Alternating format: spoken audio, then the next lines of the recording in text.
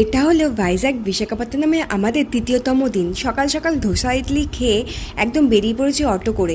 এখানে ধোসা ইডলি যতটা সুন্দর ততটাই এখানে রাস্তাঘাট পরিষ্কার পরিচ্ছন্ন সুন্দর। সত্যি বলতে মানে ধোসা ইডলিটা আমার দারুণ লেগেছে, দারুণ। বলে না ওই যে যেরকম দেশ সেরকম ভেস, ওরকম একটা ব্যাপার। মানে খুবই সুন্দর এখানে, মানে এখনও আমার 1 বছর হয়ে গেছে, মুখে লেগে আছে বলতে পারো ওখানে ধোসা ইডলিটা, এতটাই সুন্দর ছিল। তারপর আমরা তৃতীয়তম দিনে চলে এসেছি ঋষিকণ্ঠা বিচে।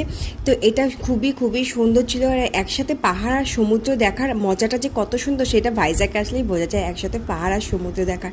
এখানে অনেক মানুষ স্নান করছিল, অন্য কোনো বিচে আমি দেখিনি কখনো স্নান করতে। তো এই বিচটাতে দেখলাম সবাই স্নান টান করছে, কিন্তু এই বিচটা না জলটা সেই দীঘা পুরীর মতন না, খুবই চ্যাটচ্যাটে। মানে আমার একটুখানি পা লেগেছিলো, মানে জলে পা ডুবিয়েছিলাম, তারপরে না ভীষণ চ্যাটচ্যাট করছিল, মানে যতক্ষণ না ফ্রেশ জল দিয়ে ধুতে পারছি।